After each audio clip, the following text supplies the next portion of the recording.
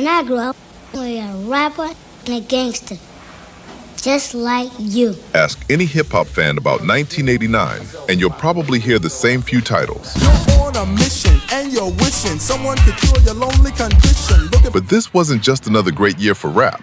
It was the moment the culture became impossible to ignore. And now I'm living in correctional facilities, cause some don't agree with how I do it. New stars emerged, lyrical standards rose higher than ever, and records from New York to Los Angeles began shaping the sound of the next decade. Black cat has bad luck. Bad guys wear black. Must have been a white guy who started all that. Some became instant classics. Others took years to receive the recognition they deserved. These are 12 songs that helped define one of the most important years in hip-hop history. Number 12, I Got It Made, Special Ed. I'm your idol, the highest title, numero uno. I'm not a Puerto Rican, but I'm speaking. Some artists spend years searching for a breakout hit. Special Ed found one before he was old enough to graduate from high school. When my record is played, to put it short, I got it made. Born Edward Archer in Brooklyn and raised in the Flatbush neighborhood, he was only 16 when I Got It Made arrived in 1989. I'm outspoken. My language is broken into a slang, but it's just a dialect. Produced by the gifted Howie T, the song immediately stood out because of its effortless confidence. Instead of sounding like a teenager trying to prove himself, Special Ed rapped with the calm delivery of someone who already believed he belonged among hip-hop's elite. Cause I don't retreat, I run you over like a truck and leave you dead in the street. What made the record remarkable wasn't flashy production or aggressive lyrics. It was precision. Never shoplifted. I got the cash, but money ain't nothing. Every line landed cleanly, and the playful bragging never felt forced. At a time when many young rappers leaned on energy alone, Special Ed showed that control could be just as impressive. The single became one of the defining records from his debut album, Youngest in Charge, and introduced a new generation of listeners to a rapper whose talent far exceeded his age. And I make all the money from the rhymes I invent, so it really doesn't matter. Although his commercial momentum slowed during the 1990s, I Got It Made never disappeared from hip-hop culture. You burn me? Really? Think, just blink, and I've made. Decades later, it remains one of the clearest reminders that greatness doesn't always wait for adulthood. Hey, I got it made. I got it made. Number 11, The Gas Face, Third Base. Put you on tour. Put your record on wax. Trust me. Sign your life on. Hip-hop has always had its own language, and sometimes one record creates an expression that survives for generations. When Third Base released The Gas Face in 1989, the phrase quickly became shorthand for calling out someone who was fake, corny, or trying too hard. The trio, made up of MC Search, Pete Nice, and DJ Richie Rich, were among the first successful white rap groups to earn widespread respect within hip-hop rather than outside it. That credibility mattered. The production came from members of the legendary Bomb Squad, the same creative force responsible for Public Enemy's explosive sound. Their involvement signaled that Third Base had earned genuine support from one of rap's most respected production teams. Beyond the catchy hook, the record challenged growing concerns about authenticity as hip-hop entered the mainstream. It questioned image over substance and reminded listeners that acceptance within the culture had to be earned, not manufactured.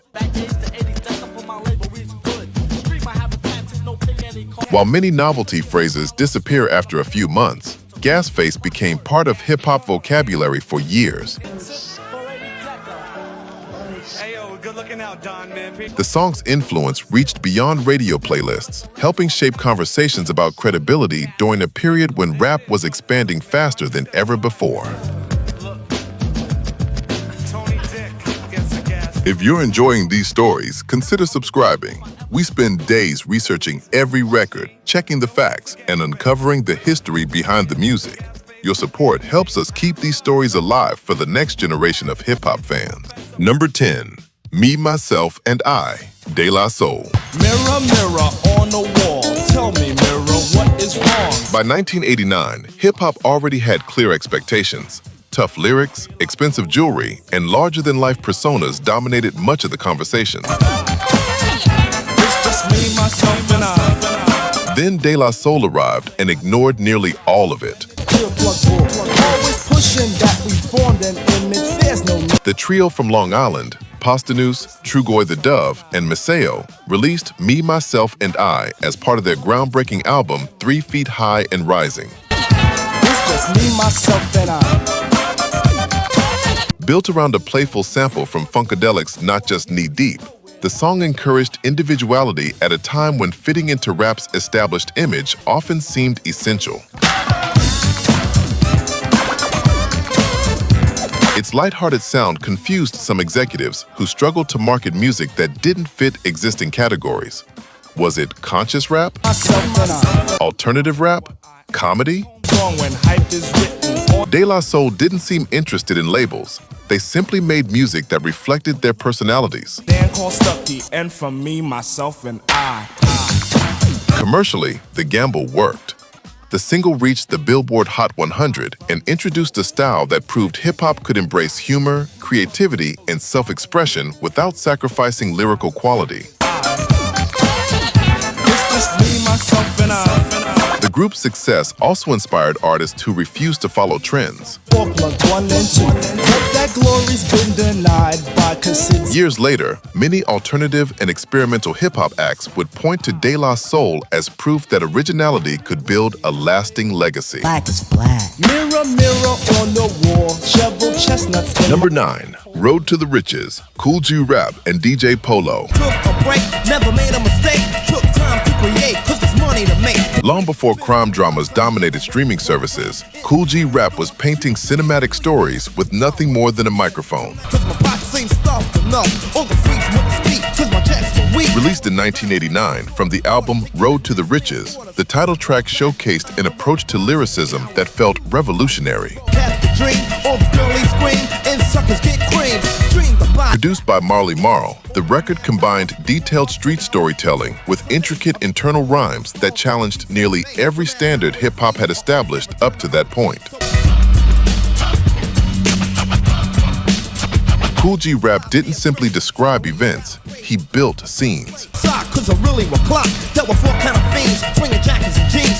His verses unfolded like chapters from a novel, filled with vivid details and carefully structured rhyme patterns that demanded close attention. Get richer and richer, the police up a picture, but I still supply some. Although the song never achieved the commercial success of many crossover hits released that year, its influence reached some of rap's biggest names. Casino, the town's Al Pacino, for all of the girls, a pretty boy Valentino. Artists such as Nas, the Notorious B.I.G., Jay-Z, and countless others have acknowledged Kool G Rap's impact on their own writing styles. Through smoke, loyal members in a crew, now down with the game, selling nickels and dimes. And Sometimes the most influential records aren't the ones dominating radio stations. They're the ones quietly teaching future legends how to write. Kool G Rap, I'm on the road to the riches. Road to the Riches did exactly that, leaving fingerprints on hip-hop long after its chart run had ended. He eventually bugs, looking for crack on carpets and rugs. A squealer tells. Number 8, Smooth Operator, Big Daddy Kane. Big Daddy Kane is on the mic, and I'ma tell him about a minimum limb of rhymes with strength. By the end of the 1980s, technical skill alone was no longer enough to stand out. Hip-hop wanted personalities, and few artists possessed as much charisma as Big Daddy Kane. Released from his album It's a Big Daddy Thing, Smooth Operator captured everything that made Antonio Hardy one of rap's most complete performers. Produced by Marley Marl, the record balanced confidence, lyrical precision, and effortless style without sounding arrogant. Kane wasn't simply bragging. He sounded completely in control, delivering every line with timing that many MCs still study today. What often gets overlooked is how much influence Kane had behind the scenes. Before ghostwriting became a common topic in hip-hop, Kane quietly contributed lyrics and creative ideas to other artists, including Biz Markie and Roxanne Shante. His reputation among fellow rappers grew just as much from what he wrote off the record as what appeared on his own albums. I make it real good like Dr. Feel Good to make sure that my point is understood. The song also helped redefine what it meant to be a rap star. Kane showed that intelligence, fashion, stage presence, and lyrical excellence could exist in the same artist. That when it comes to this, there's none greater, sincerely yours. Long before polished performers like Jay-Z mastered that balance, Big Daddy Kane had already written the blueprint. Smooth Operator wasn't just another hit. It proved that confidence backed by genuine skill never goes out of style.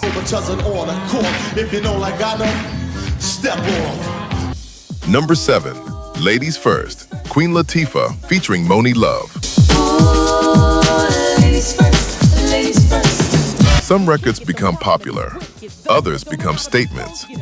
Ladies First accomplished both. Sisters open up to make you holler and scream. Hey, yo, let me take it from here, Queen. When Queen Latifah released her debut album, All Hail the Queen, in late 1989, women were still fighting for consistent recognition within mainstream hip-hop. Rather than asking for acceptance, Latifah demanded respect. Sworn, stepping, strutting, moving on, rhyming, cutting, Joined by British rapper Moni Love, she delivered a record that celebrated women's voices without compromising lyrical strength or authenticity. Some think that we can't flow. Stereotypes, they got to go. Built around a sample from Sly and the Family Stone's Sing a Simple Song, the production carried the same spirit of confidence and empowerment that had defined earlier generations of black music. Ladies first.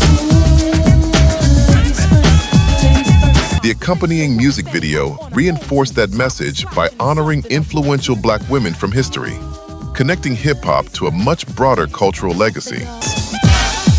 There's gonna be some changes made here. The song reached audiences far beyond rap fans. It introduced many listeners to Queen Latifah's commanding presence years before she became an award-winning actress, television personality, and businesswoman. That's my sister. Can I get some? Sure, Moni Love, grab the mic and get dumb. Today, conversations about influential female MCs almost always begin with pioneers like Queen Latifah. Wish to slate, pay me every bit of your attention, like mother, like daughter. I would also like to mention Ladies First helped create that conversation. plus one more, all four. Have a job to do, we doing it, respect due. More than 3 decades later, its message remains just as relevant, reminding every generation that representation isn't something to wait for. Sometimes you have to claim it yourself. My European partner, laying down track after track, waiting for the climax. When I Number 6, Express Yourself, N.W.A. I'm expressing with my full capabilities, and now I'm living in correctional facilities. Mention N.W.A. and most people immediately think of controversy, explicit lyrics, and Straight Outta Compton. That's exactly why Express Yourself surprised so many listeners. This some drop science, well I'm dropping English, even if yella makes. Produced by Dr. Dre and built around Charles Wright and the Watts 103rd Street Rhythm Band's classic groove, the song carried an unexpected message. Making a sucker in you equal. Don't be another sequel. There was no profanity, no celebration of violence, and no attempt to shock audiences. Instead, Dre encouraged individuality, confidence, and independent thinking. Ice Cube, it's not for the pop chart. So where should I... The record demonstrated something many critics overlooked. N.W.A. wasn't controversial because they lacked creativity. They were controversial because they refused to be limited by expectations. Resonate the subject because they like to follow the words, the style, the trend, the records are... Express Yourself showed the group's versatility while giving radio stations a version of N.W.A. that could actually receive airplay. See people be what society wants them to be, but not me, ruthless. Ironically, not everyone welcomed the change. Some fans questioned whether the cleaner approach made the group less authentic. Though some musicians, cause at home, they're scared to use profanity when up on the mic. That debate would follow countless artists throughout the decades, raising an important question that still exists today. Can commercial success and artistic integrity coexist? looking for the dope man. Or they banned my group from the radio here in. With hindsight, the answer seems obvious. Express Yourself expanded N.W.A.'s audience without sacrificing their identity. It's a name for to make something dope on a record. That's what he came for. Kicking reality. It remains one of the strongest examples of how a single song can challenge public perception while proving an artist is capable of far more than critics expect. Cause if you want to start to move up the chart, then expression is a big part of it. Number 5. Bust a Move, Young MC. This here's a jam for all the fellas. Try to do what those ladies tell us. Every generation has a crossover hit that introduces hip-hop to listeners who rarely pay attention to rap. But then you ate so much, you nearly split your pants. A girl starts walking, guys start gawking. In 1989, Bust a Move became that record. So and just bust the move. Born Marvin Young in London before relocating to New York and later California, Young MC brought something unusual to hip-hop: a university education, sharp wit, and an ability to write lyrics that felt clever without becoming overly complicated. Looking for love in all the wrong places. No fine girls, just ugly faces. From fresh. Produced by Matt Dyke and the Dust Brothers, Bust a Move blended playful storytelling with an infectious groove that appealed to both rap audiences and mainstream pop listeners. Oh, come sit next to me, you fine fellow. You run over there without a second to lose, and what? The single climbed to number 7 on the Billboard Hot 100 and earned the Grammy Award for Best Rap Performance, making Young MC one of the biggest breakthrough artists of the year. Bust the move. Behind the scenes, however, his songwriting talent stretched even further. Before his own success, Young MC had written Wild Thing and Funky Cold Medina for Tone Lōc, 2 songs that became enormous commercial hits. Bust a Move finally gave him the spotlight under his own name. More than 3 decades later, the record remains one of hip-hop's defining crossover moments, proving that clever writing, memorable hooks, and genuine personality could introduce rap to millions of listeners who had never embraced the genre before. Number 4. Wild Thing, Tone Lōc. You're a liar. I said I got it going on, baby doll. Not every song changes hip-hop by sounding revolutionary. Sometimes, it changes the genre by reaching people who never expected to enjoy rap in the first place. Come on, clap your hands, y'all. Released in February 1989, Wild Thing became a cultural phenomenon almost overnight. Built around a licensed sample of Van Halen's Jamie's Cryin', the record blended rock and hip-hop in a way that felt accessible without losing its identity. Tone Lōc's unmistakable raspy voice instantly separated him from every other rapper on the radio, turning a simple party record into one of the biggest crossover hits the genre had ever seen. Commercially, the numbers were historic. Wild Thing climbed to number 2 on the Billboard Hot 100, becoming the highest charting hip-hop single ever at the time. Suddenly, rap wasn't confined to urban radio or late-night television. It was playing at college parties, sporting events, shopping malls, and family barbecues across America. Ironically, Tone Lōc never claimed to be the most technically gifted MC of his generation. His greatest strength was knowing exactly who he was. That authenticity, paired with a distinctive voice and unforgettable production, turned Wild Thing into one of the defining crossover records of the decade. Sometimes, changing history isn't about being the most lyrical. It's about opening a door that thousands of artists later walk through. Now everybody in the house, put your hand up there like this. Put your hand like Number 3, I Know, De La Soul. Long before hip-hop became known for emotional honesty, De La Soul proved the genre could celebrate love without sounding predictable. Released from the groundbreaking album 3 Feet High and Rising, I Know stood apart from nearly everything else on rap radio in 1989. Rather than relying on aggressive delivery or exaggerated bravado, the trio crafted a warm, playful record filled with clever wordplay and optimism. Built around samples from Steely Dan, Otis Redding, and Lee Dorsey, the production felt rich, soulful, and unlike anything audiences had heard before. Sampling had already become part of hip-hop's identity, but Prince Paul approached it like a collage artist, layering sounds from completely different musical worlds into something entirely original. That creativity became one of the album's defining strengths and helped establish 3 Feet High and Rising as one of the most influential hip-hop records ever released. While songs celebrating romance were often dismissed as soft, I Know quietly expanded what rappers could talk about. It reminded listeners that vulnerability and positivity had a place alongside competition and bravado. More than 3 decades later, artists across alternative hip-hop still borrow from the creative freedom De La Soul championed. I Know wasn't simply ahead of its time. It helped redefine what hip-hop could sound like. Number 2, Self-Destruction, Stop the Violence Movement. Few songs on this list were created to dominate the charts. Self-Destruction was written to confront a crisis that was already claiming lives. Together so that you could unite and fight for what's right. The project began after hip-hop pioneer KRS-One witnessed the devastating impact of violence within the community following a fatal shooting at a concert in the late 1980s. Instead of responding with another diss record or political speech, he gathered some of the biggest voices in rap under one mission.